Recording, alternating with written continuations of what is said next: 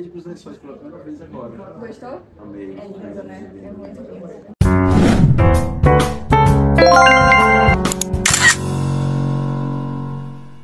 A primeira pergunta que eu quero fazer é sobre a personagem da Nathalie. Porque, que é a Diana, né? Porque eu maratonei os seus filmes antes de vir pra cá. E uma coisa que eu gostei muito de todos os filmes, desde o Céu de Sueli até A Vida Invisível e o próprio Firebrand, é que o tratamento que você dá às personagens femininas.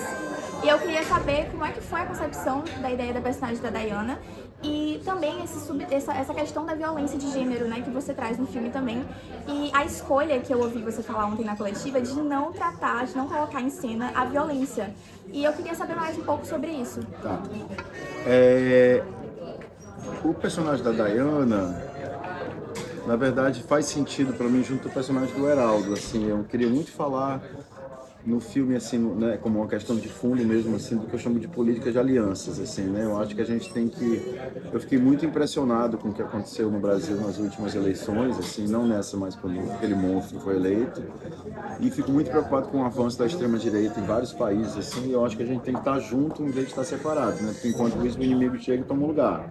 Então, nesse sentido, o personagem da Diana sempre foi pensado como um personagem casado com o personagem do Heraldo. O Heraldo é um garoto que está em fuga, né? Que está um pouco em desespero ali dentro. A Diana é um personagem que não pode fugir, né? Senão ela é morta.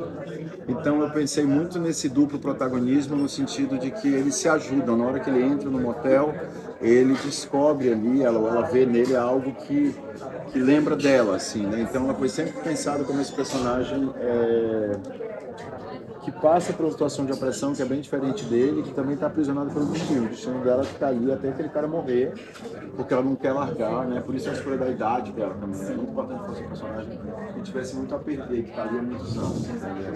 E aí eu acho que a questão da personagem feminina, para mim, foi muito interessante desse filme. Eu acho que eu começo a fazer isso ali na vida de maneira muito ainda marginal, assim, e no Firebrand de maneira mais central, que é também estudar uma série, enfim, de adentrar um pouco o universo do masculino, assim, né? Então acho que o masculino, no caso do Firebrand, era um rei tirano, assim, um personagem inspirado no Trump, no Putin, em um certo monstro, assim, né? E no Motel Destino eu estava muito interessado em ter um personagem masculino multifacetado, que seria o personagem do Elias, que é uma espécie de antagonista e uma espécie de figura de poder ali dentro daquele lugar que eu chamo de Castelo dos Desejos, assim, né? Porque o Firebrand é um castelo dos horrores, assim.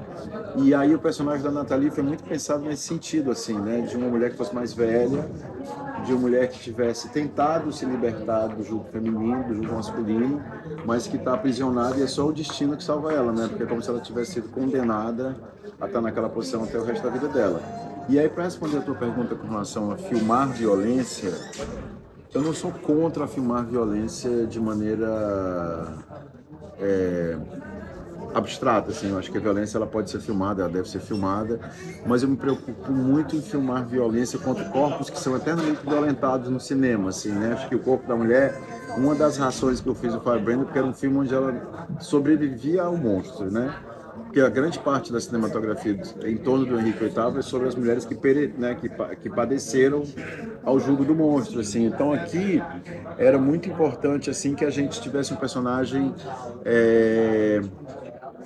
que também tivesse em situação de desequilíbrio. Mas eu estava voltando à questão do masculino, então aqui eu estou adentrando um pouco um outro território que eu acho que eu nunca tinha adentrado direito, que é o território não da vítima do patriarcado, mas aquele que executa, né, do homem. E tinha uma coisa muito importante do personagem dela que a gente pensou, que era um certo desequilíbrio ali, né? Ela tem um personagem que está em eterno desequilíbrio, assim, com relação ao espaço que ela está ocupando, e eu acho que a violência numa situação como essa, eu acho que o próprio personagem do Elias, independente da maneira como ele trata ela, já é um personagem muito violento, entende? Assim, um personagem muito violento e engraçado, né? Uma coisa como se ele naturalizasse, né? Engraçado não é porque eu acho que é legal fazer um filme engraçado, mas eu acho que na hora que vira engraçado você naturaliza, né, a prática da violência. Mas também não dava para não mostrar, porque senão fica realmente, né? Acho que é importante fisicamente ter a maneira como mostrar. E aí eu acho que tem uma situação do Elias com relação a ela, tipo, é quando ele empurra ela da cama e quando ele empurra ela na parede. E eu acho que tem uma outra situação que é importante do lado do Heraldo, por exemplo, é quando ele fala do racismo, ele fala da cor dele, enfim, tem várias brincadeiras que ele xinga ele, né, de maneira muito racista, assim. Então, era um pouco nesse sentido, assim, como é que você não pode não mostrar, porque senão fica uma coisa teórica. Ao mesmo tempo, eu acho que você tem que mostrar de um jeito, por exemplo, eu não corto a câmera, eu não corto para ela cair no chão, ela cai no chão fora de quadro, entendeu? Então você sente o efeito, mas você não mostra o resultado. Então acho que isso é muito, muito importante da gente pensar quando a gente está filmando violência. O personagem do Fábio Assunção agora, eu fui naquele evento que teve no Jorge Pompidou, com a MUBI, eu tava lá, e eu lembro que teve um momento que passou a cena final de Bom Trabalho. E o personagem do Fábio Assunção me lembra muito o Galup, né, que é o personagem principal lá. Sei. E eu queria falar um pouco sobre a homossexualidade reprimida, que eu vejo muito nesse filme. Eu queria saber se nesse filme, O Bom Trabalho, né, porque tem um momento ali de corpos que eles se engalfinham ali na cama, e que lembrou um pouco pra mim, então eu queria saber se isso foi uma referência também. E ele também representa muito, a gente tá falando sobre política, claro, pra mim ele representa muito o bolsonarismo dentro do filme, assim, tipo, é aquela pessoa hipócrita que tá dentro daquela situação, que é uma pessoa violenta e que tá dentro de uma situação que ele tá violentando outras pessoas também. Então, eu queria saber se teve essa inspiração e como é que é essa questão do filme. Não, na verdade, é a inspiração do personagem. É engraçado porque esse filme era um filme que era para ter sido feito antes da eleição de 2018. Ele foi financiado antes e aí, quando entrou o novo governo, eles não cancelaram, eles na verdade deram uma ralentada assim, em todos os contratos que tinham sido assinados. Então o filme, ele era um filme que eu nunca ia fazer, que eu tinha desistido, assim, porque eu achava que ele nunca ia acontecer de fato. E aí quando ele acontece em 2023, entendeu? Então é óbvio que as questões ali que estavam colocadas antes da eleição, que já estavam se apontando, assim, com relação a essa expressão do masculino, não é mais do que tóxico, né? Ela é explosiva, ela é nuclear, assim, quase, né? E eu acho que ele se desenhou de maneira muito mais clara quando a gente começou a fazer esse filme depois das eleições, né? Assim, depois das eleições do Lula, da volta, digamos assim, quando a gente saiu das trevas, eu acho. Então, ele é mais inspirado numa espécie de composição de personagem que tem elementos do bolsonarismo e de vários personagens que ocupam o fascismo brasileiro, assim, né? Que são homens. Eu acho que tem uma coisa. O Bom Trabalho não foi de fato uma referência, não. O que me interessava era ver um pouco como é que esse homem também estava se destruindo, assim, né? Um pouco eu fico torcendo que esses personagens sejam extintos do mundo em algum momento, porque senão a gente vai continuar como a gente está hoje, né? Eles existem em vários continentes, sob diferentes formatos e tal. Mas para mim era muito importante também não construir um macho potente, assim, mas construir um macho que estava minguando, assim, sabe? Que estava se esvaziando e que também tem uma fragilidade. Com relação à questão sexual, eu acho que eu queria muito fazer um filme que tivesse... Na verdade, esse filme tem muito da tradição do cinema noir, assim, onde os personagens têm uma moral um tanto dúbia e, portanto, muito humana, assim. Então, eu acho que tem, de fato, ali algo que é uma homossexualidade reprimida, mas, antes de qualquer coisa, tem também alguém que se sentiu traído e que tem que estar sempre dominando a situação, entendeu? Então, eu acho que tem essa coisa que é não exatamente um personagem com pulsão homossexual, mas eu acho que é um personagem com pulsão de poder, assim, e abuso de poder. Então, para ele, aquele menino, ele é basicamente um ser escravizado, que ele bota ali dentro para trabalhar para ele, e aí ele faz o que ele quiser, é um objeto, entendeu? Assim, então ele pode utilizá-lo como objeto e não como um ser humano. Então, isso foi um pouco o que eu pensei dentro dele, e eu acho que, de fato, existe a questão da hipocrisia, aí já falando realmente de questão de identidade de gênero, que é algo que permeia o filme inteiro, né? O próprio motel é um espaço do exercício da hipocrisia, né? Porque se a gente tivesse realmente um país aberto e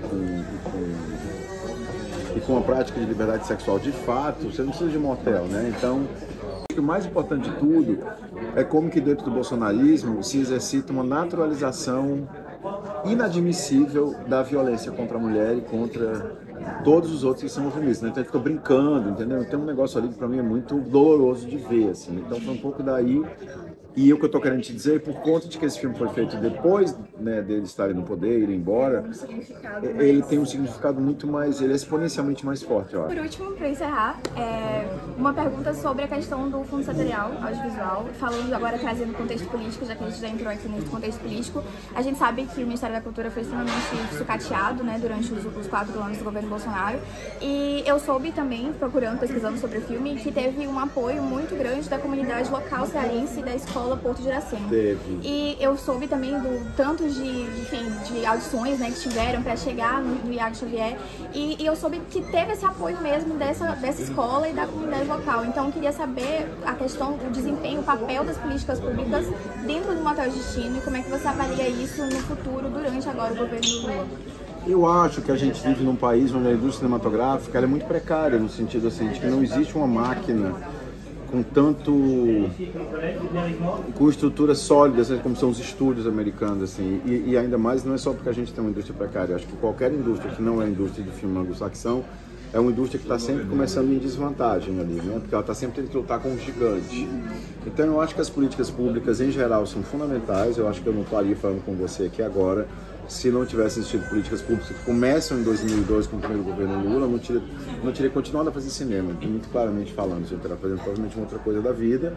Então acho que elas são cruciais, e o que eu acho que tem de singular no Ceará é o fato de que o Ceará é um oásis político, né, que durante todo o tempo do governo fascista o Ceará continuou sendo um governo de esquerda, continuou sendo um governo de inclusão, continuou sendo um governo da educação, algo que é muito importante. E acho que a própria iniciativa do Porto Iracema das Artes, que começa em 2013, o que era muito interessante é porque geralmente as políticas públicas, especificamente do audiovisual, elas tendem a chegar perto de políticas públicas dos eventos, assim, não dos processos, né? Então, sempre são os resultados dos eventos, nos números, e o que eu acho que foi excepcional, assim, nos últimos 10 anos mesmo que está acontecendo no Ceará, foi 11 anos, né?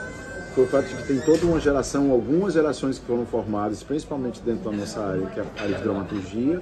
Claro que em outras áreas, né, também aconteceram isso, assim, no teatro, nas artes visuais e tal. E o Porto Iracema das Artes foi fundamental. Inclusive o roteirista que está aqui é um roteirista que foi meu tutorado na época do Porto, quando eu dava tutoria lá. Grande parte da equipe está lá, então eu acho que ele também é uma espécie de filme escola nesse sentido, sabe? E isso me deixa muito feliz e muito convicto que sem isso a gente vai continuar tentando reinventar a roda. Eu acho que é muito importante, eu acho que a grande lição que se teve nesse festival, com a presença do Motel Destino na seleção oficial, é que em algum momento isso reverte enquanto, não necessariamente número, mas enquanto autoestima, enquanto possibilidade de realização de sonho. Então isso foi muito importante com relação ao Iago, né, que passou pelos processos de formação, com relação ao Nathalie, que é tutora do Porto Iracema das Artes, com relação a várias pessoas da equipe. Então ele é um filme que permitiu que essas pessoas que estão sonhando há tanto tempo possam ver que esse sonho pode ficar realidade. Tem que ter paciência, porque, né, são muitos anos para chegar lá, não é exatamente uma coisa imediata. É isso, então. Obrigada. Muito obrigado, viu?